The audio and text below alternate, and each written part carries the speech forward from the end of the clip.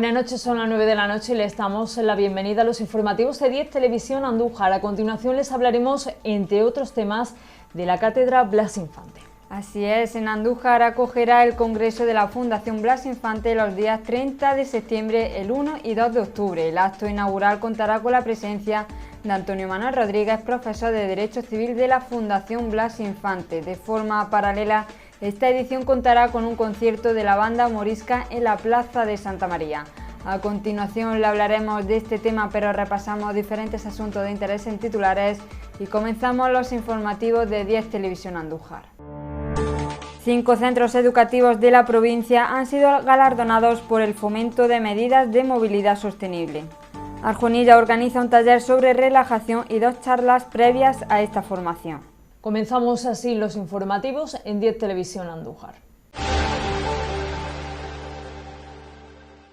Un total de 5 centros educativos de la provincia han sido galardonados por el fomento de medidas de movilidad sostenible entre su comunidad educativa en el marco del Proyecto Europeo de Educación Vial STARS, en el que colabora la Diputación de Jaén y que coordina la Dirección Provincial de Tráfico. El diputado provincial José Luis Agea ha participado en la entrega de estas distinciones en el marco de un acto celebrado en la subdelegación del Gobierno de Jaén. Los centros educativos galardonados han sido las escuelas profesionales Sagrada Familia Safa de Alcalá la Real, el Colegio 19 de Julio de Bailén, el Instituto de Enseñanza Secundaria Martín Alaja de la Carolina y los colegios Pintor Cristóbal Ruiz y Nuestra Señora del Rosario, ambos de Villacarrillo. Estos colegios e institutos forman parte de los 36 centros que en la provincia de Jaén están adheridos al proyecto STAR, con el que se impulsan medidas dirigidas a fomentar el desplazamiento del profesorado y del alumnado al centro a pie o en bicicleta, además de contribuir a mejorar la seguridad vial en el entorno del mismo.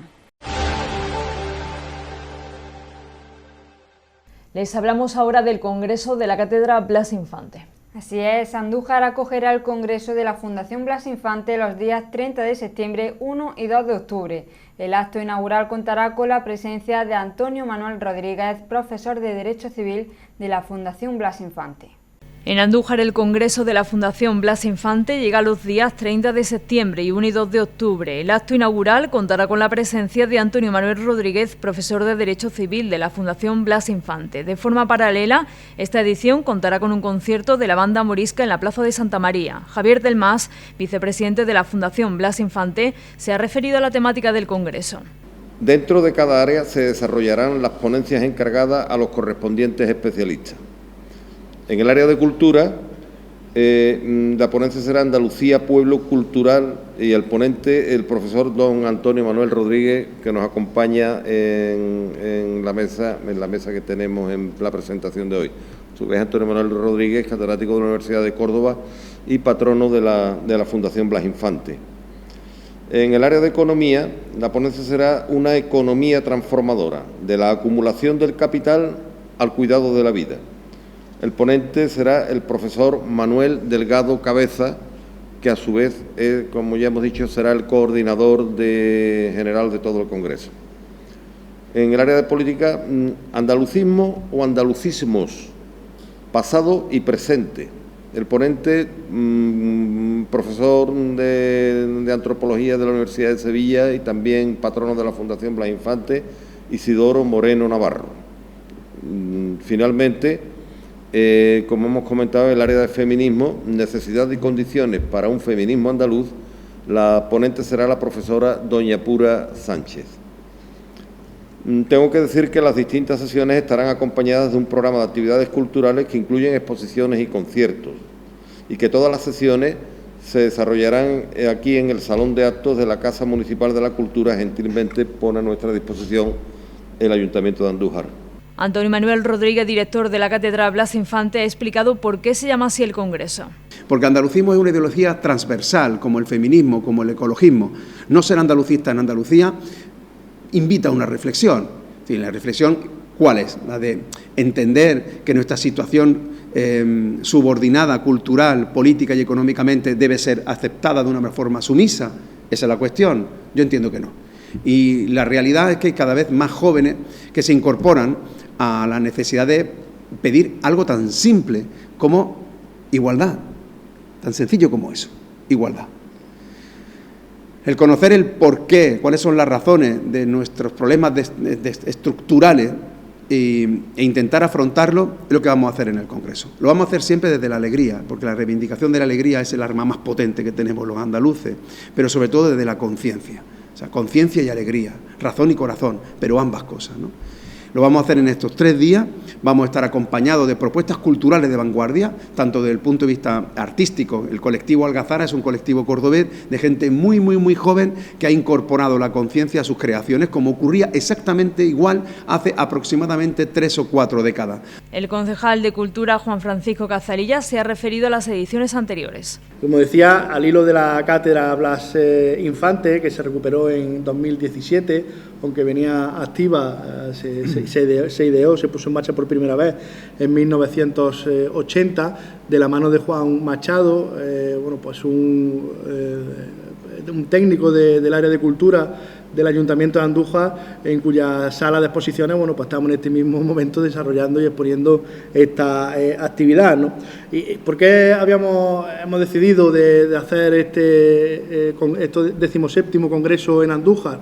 Bueno, pues no solo por, como decía al principio de mi intervención, por la presencia de la cátedra Blas Infante, que ya está más que consolidada en el tiempo, sobre todo con el esfuerzo que se ha venido haciendo en los últimos años, tanto de dotación presupuestaria como de capacidad organizativa y estructura por parte del Ayuntamiento de Andújar y por parte de su área de cultura, sino porque además también Andújar tiene una vinculación importantísima con el andalucismo a través de que se celebró aquí, entre otras cosas, la Junta Suprema de Andalucía en 1835, que dio paso al primer gobierno autonómico andaluz, ¿no?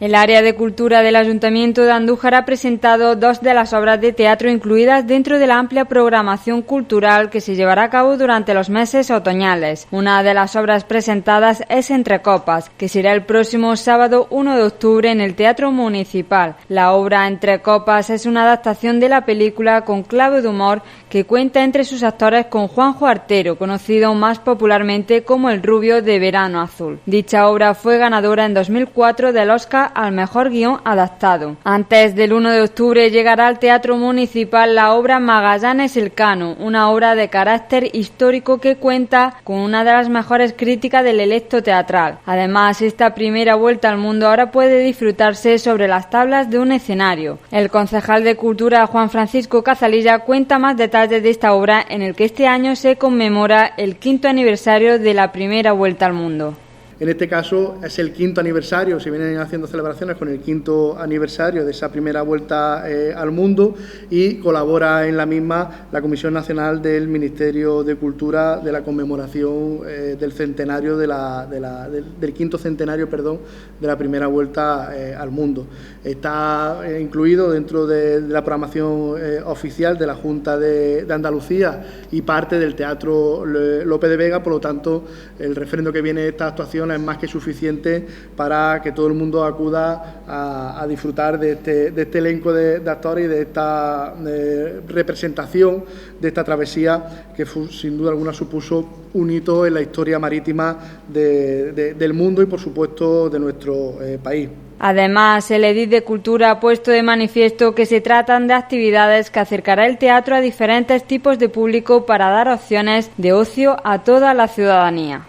Insistir en que por supuesto las medidas de seguridad e higiene están garantizadas, como todas las actividades que realizamos desde el área de cultura, y entendemos que va a ser una actividad para todos los públicos muy recomendable y que está orientada, como he comentado al principio de mi intervención, a que todos pasemos un buen rato. Diferentes disciplinas de calidad destacan en este atractivo bono cultural, en el que por la asistencia de 3 actuaciones se puede elegir una actuación gratuita. La sala de exposiciones de Porcuna será esta semana más accesible.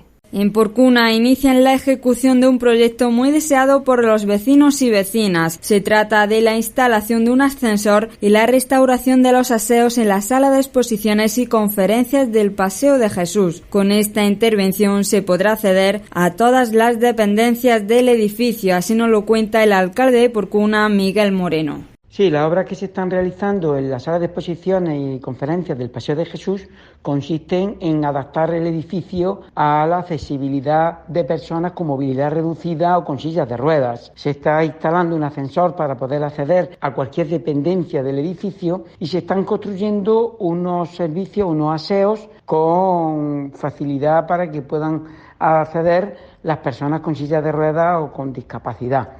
Entonces, bueno, es uno de los pocos edificios que nos quedaban ya con barreras arquitectónicas y con esto pues conseguimos eliminarlas, que es en lo que estamos en este momento y en lo que venimos haciendo desde hace varios años. Esta semana comienzan las clases los alumnos y alumnas de la Escuela Oficial de Idiomas de Andújar. En materia de educación, los alumnos de la Escuela Oficial de Idiomas van a comenzar en estos días sus clases. Inglés o francés son algunos de los idiomas que se pueden aprender en el centro de Andújar hasta el nivel C1. Las enseñanzas son certificadas con una evaluación continua y cuenta con práctica, teoría y actividades culturales, enriqueciendo el proceso de aprendizaje, como nos explicaba la directora Mary Lamas. Tenemos actividades mayoritariamente conjuntas. Y luego también hay algunas específicas, ¿no? de celebraciones de las tradiciones de cada idioma, importantes efemérides, ¿no? Por ejemplo, en francés pues, está la Toussaint, Fête de l'Automne, Mardi Gras, Poisson d'avril, muchas más. Y en inglés, pues Halloween, Poppy Day, Pancake Day, St. Patrick's Day, April Fool's Day. Y luego pues las conjuntas, por ejemplo, en Navidad, el alumnado este año ha hecho un cuentacuentos, ha montado en grupos un cuentacuentos y, por ejemplo, también la jornada gastronómica, el alumnado ha montado una presentación de una receta en casa, porque claro, con la pandemia y los restos también afectaba y entonces no podíamos organizar actividades en el centro con demasiada gente. Entonces pues le propusimos que desde su casa pues hicieran un pequeño montaje. En estos días tendremos la oportunidad de hablar con Pedro Montesinos, ya que ha sido reelegido como arcipreste de Andújar. Por su parte, el obispo ya ha hecho oficial el nombramiento, al igual que el de Miguel Ángel Solás, que ha sido nombrado como arcipreste del arciprestazgo de Bailén, Mengíbar La Carolina, Agustín Rodríguez, perteneciente al arciprestazgo de Martos Torredonjimeno, y Manuel Jesús Casado, responsable del arciprestazgo de Arjona. Mañana martes y el miércoles el Palacio de los Niños de Don Gómez acogerá una nueva donación de sangre. El gesto altruista se podrá hacer a partir de las 5 de la tarde y los sanitarios del Centro de Transfusión Sanguínea de Jaén han indicado que para donar sangre se debe de pedir cita en el número 953 794392. Hoy les traemos una propuesta diferente procedente desde Arjonilla. El miércoles 5 de octubre a las 6:30 se va a desarrollar en la Casa de la Cultura un taller de relajación.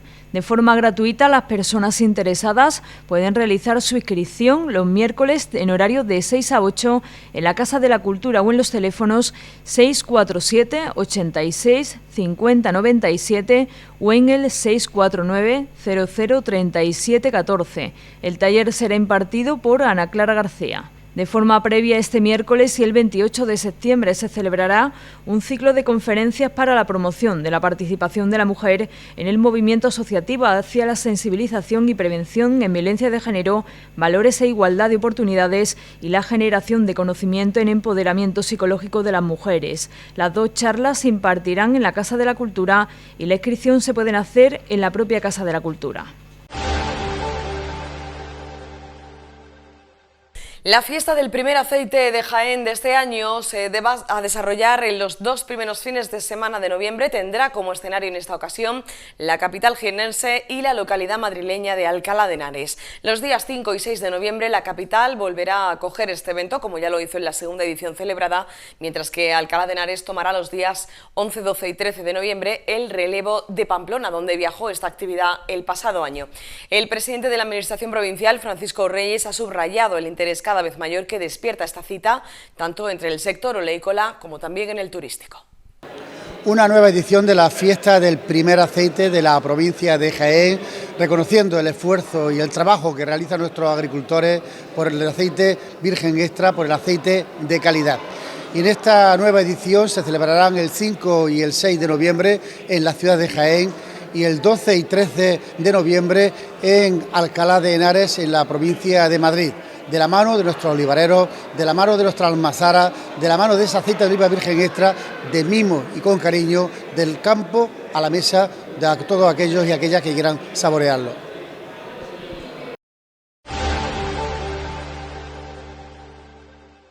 El Festival de Música Antigua Andrés de Vandelvira cumple este año su mayoría de edad y llega con un programa que se podrá disfrutar en 30 municipios de la provincia jiennense. Organizado por la Diputación de Jaén con la colaboración de la Diócesis, es el preámbulo del Festival de Música Antigua de Úbeda y Baeza. Hoy ha sido presentado por el diputado de Cultura y Deportes, Ángel Vera, el delegado episcopal de Patrimonio Cultural, Juan Francisco Martínez, y el director del festival, Javier Marín. Se desarrollará del 24 de septiembre al 5 de diciembre y contará con la participación de 19 formaciones musicales que ofrecerán conciertos con entrada libre hasta completar el aforo. La provincia de Jaén se convierte el último trimestre del año en epicentro de la música antigua del país y en esta 18ª edición lo hace con más actuaciones que los últimos años. En total, el público disfrutará de 30 conciertos que se prolongarán durante 11 fines de semana y el primero será este sábado 24 de septiembre en Villarrodrigo y en Santiago de la Espada. El festival se basa en la música sacra en su mayor parte, en formatos que van desde la misa polifónica o en concierto y que se desarrollarán mayoritariamente en iglesias. Una edición más volverá a generar a través de su programación nuevo conocimiento mediante producciones propias con programas de recuperación del patrimonio musical. Nos convertimos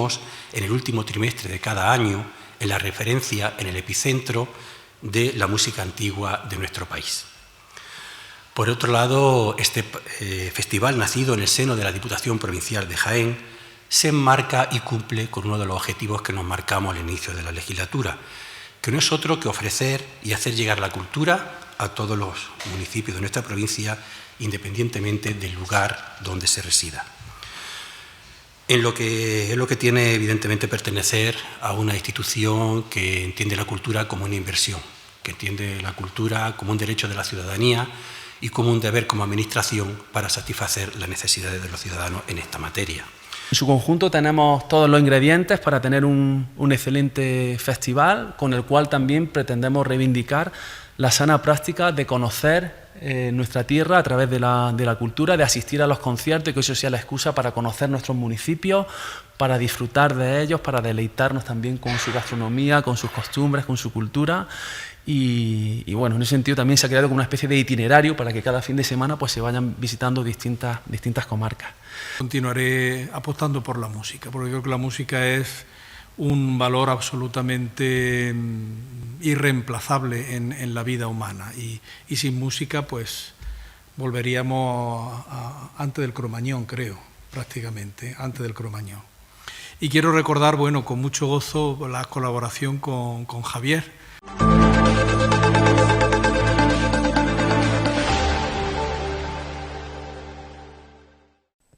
Los datos hechos públicos por el Instituto Nacional de Estadística en los últimos días sobre la inflación certifican que los precios vuelven a subir respecto a la economía jiennense y lo hacen en unas 4 décimas.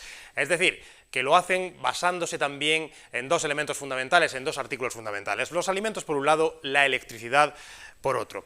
Una subida del coste de la vida que supone uno de los indicadores de la salud, podemos decir, de la economía jiennense también en el ámbito sociolaboral. Indicadores que queremos analizar con el secretario general de UGT, con Manuel Salazar, quien ya nos acompaña. Señor Salazar, hola, muy buenas. ¿Qué tal? Buenos días. Vamos a empezar hablando precisamente de estos indicadores que decíamos, del precio, de la subida del coste de la vida. ¿Cómo podríamos interpretar los datos del INE? Pues valoraron de UGT Jaén de forma muy negativa, ¿no? La inflación sigue desbocada y en la provincia de Jaén de forma más acusada que en el resto de Andalucía y en el resto de España, ¿no? La interanual, que es la que nos preocupa y la que sirve de referencia para la negociación de convenios, subida de pensiones, etcétera, etcétera, en Jaén está en el 11,4. Son 9 décimas más que la que se produce a nivel nacional. Por tanto, si para todo el país es un problema el que la inflación esté desbocada, para la provincia de Jaén vamos con un punto por encima del resto de españoles y españolas, ¿no? Por tanto, urge tomar medidas, y desde el sindicato lo que estamos reclamando primero a los empresarios sobre todo, pero a las distintas administraciones, es que en primer lugar las administraciones tienen que seguir mirando a la ciudadanía, a los que menos tienen, a los que están sufriendo en su bolsillo este impacto tan tremendo de la subida de precios, que además, como bien decía, está influida principalmente por dos elementos básicos en el devenir ciudadano, que es la electricidad por una parte y los alimentos de consumo básico por otra, y como digo, afectan a las rentas más bajas, a los pensionistas, que en nuestra provincia encima tenemos la media de pensiones más bajas del país, y a los sueldos más bajos, que suelen ser, como digo, los que están acogidos al salario mínimo interprofesional. Por tanto, urge sentarse en la mesa de diálogo social. Nosotros somos partidarios, y se lo ha dicho nuestro secretario general, Pepe Álvarez, de que haya un acuerdo nacional de negociación colectiva que fije, digamos, los parámetros de subida salarial, que incluya también las percepciones que dependen del gobierno, como son los salarios públicos de los empleados, de los funcionarios y el personal laboral de las distintas administraciones, y las pensiones, pero las pensiones nos preocupa menos porque por ley ya están indexadas a la inflación, y por tanto los pensionistas van a tener asegurado que su pérdida de poder adquisitivo va a estar menguado, como digo, por el acuerdo al que llegaron los agentes económicos y sociales, los sindicatos, UGT, Comisión Obrera, los empresarios y el gobierno, para que esta ley de pensiones asumiera que las pensiones de nuestro país no podían seguir perdiendo poder de compra. Imagínense qué hubiese pasado o qué estaríamos sufriendo ahora mismo los pensionistas de nuestro país, de nuestra provincia, si estuviésemos todavía con el sistema del Partido Popular de Mariano Rajoy, que si recuerdan era el 0,25% de subida anual. Pues hay que decirlo a las claras que habríamos perdido al final de año casi un 15% de poder de compra de nuestras pensiones. Por tanto, ha sido un avance importante, un avance que, como digo, va a permitir mantener el poder de compra de nuestros pensionistas, pero el gobierno tiene que hacer también sus deberes en relación a dos parámetros importantes: el salario mínimo interprofesional, que debe de seguir subiendo a la media del 60% del salario de nuestro país, como así le marca la Comunidad Económica Europea, pero no es suficiente, puesto que también los 1.000 euros que ahora mismo está el salario mínimo están afectados por la inflación, y por tanto nuestra petición y nuestra reclamación es que ese salario para el año que viene tiene que estar rondando los 1.100 euros. Al mismo tiempo, la subida de los empleados y empleadas públicas que dependen del gobierno debe ser el espejo donde se mire el sector privado, y por tanto el gobierno también tiene que ser coherente y consecuente con las peticiones que está haciendo la ministra de Trabajo a los empresarios y a los agentes económicos y sociales. Efectivamente, tienen que subir los salarios, pero lo que depende de usted, que es el sueldo de de casi 3 millones de trabajadores y trabajadoras en nuestro país, también depende de que ustedes le suban el salario lo mismo que le están pidiendo al sector privado, ¿no? ¿Qué pronósticos tiene usted o tiene el sindicato UGT, los sindicatos en definitiva y agentes sociales sobre este otoño que se avecina? Algunos hablan ya de un otoño caliente, hablan de movilizaciones. No sé desde UGT qué impresión se tiene. Bueno, todo va a depender, en primer lugar, de la capacidad de diálogo y negociación, tanto de los empresarios, en primer lugar, y también, como digo, del gobierno a la hora de asumir las responsabilidades que le corresponden, pero se avecina, creemos, y así lo ha plasmado ya tanto las confederaciones de UGT como Comisión Obrera, que vamos a un escenario de conflicto si no hay una subida salarial que amortigue esta inflación desbocada. Nosotros hemos planteado un escenario que nos parece muy coherente con la situación del país. Estamos diciendo que para el año que viene una subida del 3,5%. Recuerdo que la inflación en nuestra provincia está en el 11,4%.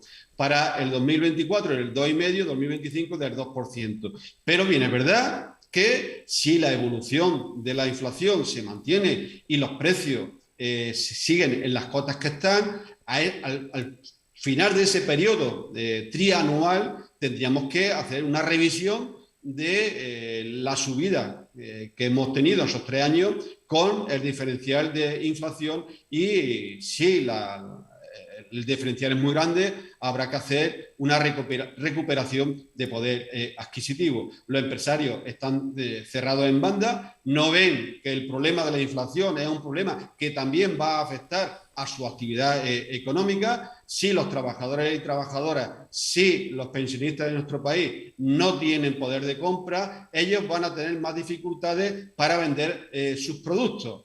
Y me parece una posición muy egoísta la que está teniendo la patronal, porque, por ejemplo, en nuestra provincia, sin ir más lejos, la patronal de la construcción, muchas obras han parado porque los beneficios de las empresas se habían mermado como consecuencia que las materias primas se habían disparado y la obra, digamos, sus presupuestos ya se habían quedado desfasados. Y tenemos el ejemplo de las obras de la Universidad de Jaén, que estaban paradas desde hace bastante tiempo, hasta que ha habido una renovación de los contratos de adjudicación. Pero, por ejemplo, el Conservatorio Superior de Música, que depende de la Junta de Andalucía, sigue parado por el mismo motivo. Es decir, los empresarios paran para mantener sus beneficios. Los beneficios de los trabajadores están en sus salarios. Si nosotros no recuperamos poder adquisitivo, también tendremos el mismo derecho a parar o a estar en un escenario de conflicto en tanto en cuanto, como digo, no podamos mantener nuestro poder de compra. Por tanto, yo creo que los empresarios en primer lugar y el gobierno en segundo lugar tienen que asumir que los salarios tienen que subir lo suficiente como para mantener el poder de compra, pero también muy importante para mantener la actividad económica de este país, porque no hay que olvidar que la primera pata del Producto Interior Bruto de España está basada en el consumo interno de las familias de nuestro país, ¿no? Uh-huh. Consecuencia también de la inflación es la subida de los tipos de interés y por tanto también la subida de las hipotecas, de algunas de las hipotecas. Su sindicato creo que ha propuesto, tengo entendido, un fondo de protección, ¿no? Plantea el gobierno que se crea algo así como un fondo de protección. Sí, porque venimos de una experiencia muy mala, que fue la anterior crisis del 2008, 2011, 2012, en las cuales, bueno, vimos cómo muchas familias de nuestro país tuvieron que elegir entre comprar alimentos o pagar la hipoteca. Desgraciadamente, muchos aguantaron pagando la hipoteca a costa de reducir en elementos básicos como la alimentación y utilizando bancos de alimentos y otros fondos de provisión de asistencia social. Hay que poner pie en pared y decirle al gobierno que vamos hacia ese escenario, que si los tipos de interés siguen su escala ascendente y van a acabar estando en torno al 3, 3,5, 4% incluso, las previsiones más negras, pues las hipotecas se van a disparar. Y hay que poner un fondo de asistencia también a aquellas familias que, por desgracia, por la subida tanto de la inflación como de los tipos de interés, están al borde del colapso económico familiar, ¿no? Y por tanto, si no queremos volver a un escenario que, digamos, deje sin vivienda a muchas familias de nuestro país, pero también volvamos a tener un problema en las entidades bancarias que se tendrán que ir quedando con unos stocks de vivienda que le van a perjudicar en su balance económico, pues el gobierno también debe ser previsor y, como digo, atender la demanda de UGT en el sentido de socorrer a estas familias que van a tener muchas dificultades de pagar el recibo hipotecario, ¿no? Vamos a hablar ahora, si le parece, de algo fundamental para la provincia de Jaén, que es la campaña de aceituna. Precisamente hace unos días también UGT hacía una estimación que calcula que unas 5.500 personas se van a quedar sin trabajar en esa próxima campaña. Pues evidentemente las previsiones meteorológicas van a peor, es decir, los pocos días de lluvia que hemos tenido apenas han conseguido mojar nuestros campos de olivares. El estrés hídrico del olivar está ya a límites de no retorno y so pena que llueva lo suficiente como para que parte del olivar de riego, que ya incluso está mermado, puesto que por mor de la sequía los volúmenes de agua que iban destinados en años anteriores se han visto reducidos, y el secano que prácticamente se puede dar por perdido. Solo en algunas zonas de sierra más frescas, si lloviese a última hora, digamos, podría recuperar algo. Pero es verdad que ahora es cuando tiene que caer el agua, porque es cuando el fruto está produciendo su masa de aceite, ¿no? Y si esto no tiene lugar, pues también va a haber una merma en la producción. Eso se va a traducir, lógicamente, en que los productores no van a tener la rentabilidad de años anteriores, pero desgraciadamente los jornaleros y jornaleras son los que no tienen capacidad para buscar un tajo que les permita renovar, sobre todo, el subsidio agrario. De ahí que nuestra Federación de Agroindustria haya planteado, y yo creo que con muy buen criterio, el que no se reduzcan, que no es suficiente ya con la reducción de jornales, sino que haya que, digamos, poner, como en otros años se ha hecho de muy malas cosechas, el que se exima a los jornaleros y jornaleras del campo de tener las 20 peonadas o las que ponga el gobierno de rebaja para poder acceder al subsidio. Y aparte, bueno, esa pérdida que va a haber de 1.200.000 jornales, que yo creo que puede incluso subir más si, como digo, la pluviometría no nos viene favorable en 15 o 20 días, como digo, tiene que ser suplida por planes especiales de empleo de las distintas administraciones. Y aquí hay que hacer un llamamiento a ayuntamientos, a la Diputación Provincial, que de hecho ya lo está haciendo, pero que tendrá que reforzar, digamos, el área de empleo para seguir dando jornales a los ayuntamientos, y la Junta de Andalucía y sobre todo el Gobierno central también, con planes especiales de empleo que vengan a paliar la merma de trabajo que va a haber en los 97 pueblos de la provincia, porque prácticamente toda la provincia se ve afectada por esta mala campaña. Y si no solamente la agricultura, el sector primario se va a ver afectado. El aceite lo inunda todo en la provincia, lo mancha todo, y el comercio, lógicamente, va a ver cómo sus ventas van a bajar en la provincia de Jaén. La construcción también, que suele ser un sector muy beneficiado por una buena cosecha a la hora de hacer muchas reformas en las distintas viviendas o inversiones de los productores. Todo se va a ver afectado por esta mala cosecha, y evidentemente el problema es que de forma reiterada lo venimos denunciando. La mujer del ámbito rural va a ser este año, o una vez más, la perjudicada de estas mermas de trabajo en el campo. Ya lo viene siendo en campañas anteriores por la mecanización exponencial que está teniendo la recogida de la aceituna.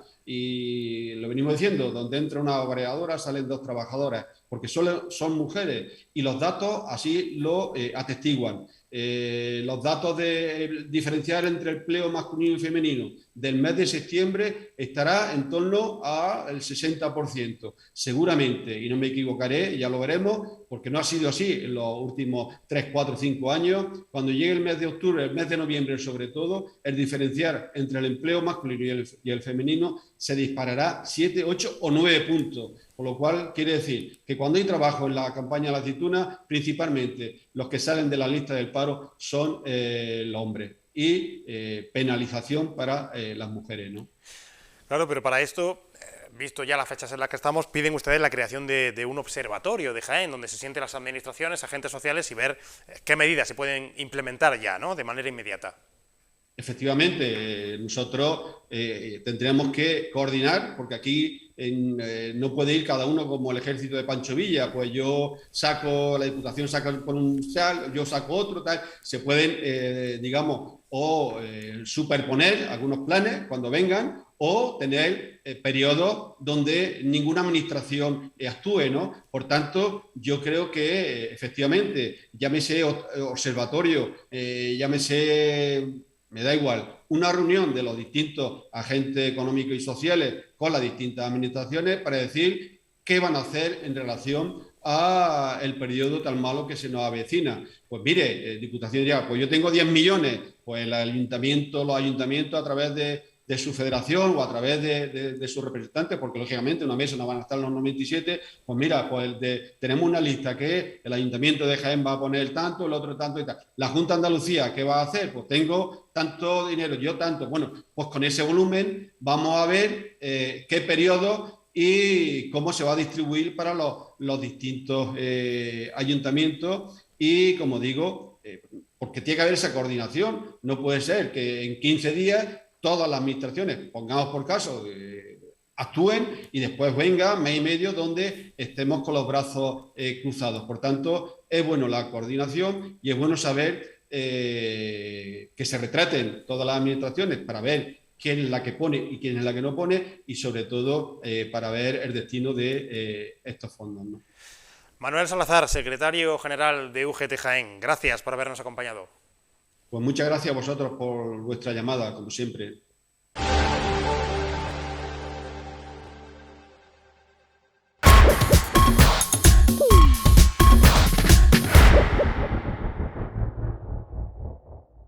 Conocemos ahora la información deportiva, ya que en Marmolejo ha comenzado la nueva temporada deportiva con el primer partido de la Liga de Segunda Andaluza Senior. El Club Deportivo Útica se ha enfrentado a la Unión Deportiva Guarromán en unas instalaciones totalmente renovadas.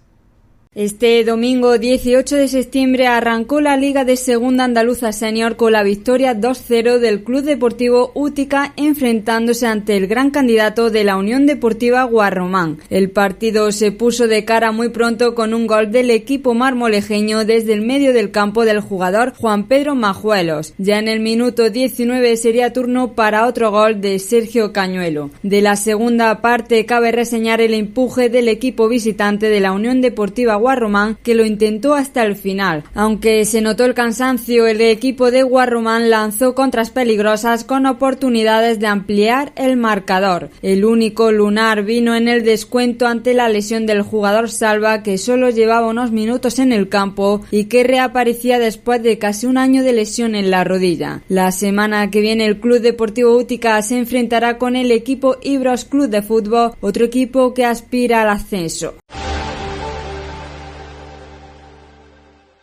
Tiempo ahora para la información meteorológica de la mano de nuestro compañero meteorólogo Francisco Gómez.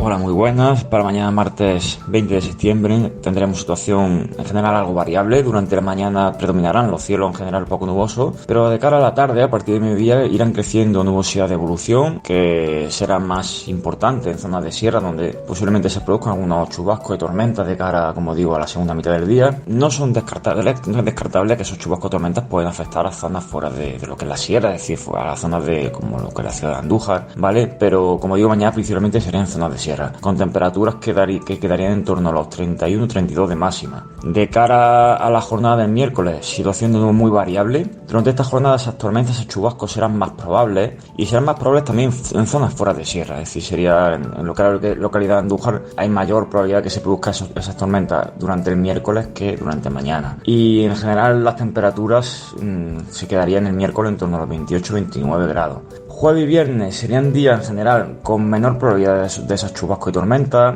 general cielos con intervalos nubosos, pero parece que de cara al sábado, de cara al general al fin de semana, volvería a inestabilizarse la situación y es posible que de nuevo tengamos algunas lluvias que posiblemente vengan acompañados de aparato eléctrico, con algunas tormentas. De todas formas, hay bastante incertidumbre y este pronóstico de cara al fin de semana lo iremos confirmando, pero por lo pronto, como digo, tanto mañana martes como el miércoles tenemos esa probabilidad de tormentas, tanto en la ciudad de Andújar como en la zona de nuestra sierra. Así que nada más, iremos actualizando esta predicción. Volvemos mañana con toda la información de Andújar y comarca. Recuerden que pueden seguir informados en la web serandújar.com, en nuestras redes sociales y en el canal de YouTube de 10 Televisión Andújar. Gracias por estar ahí y que descansen.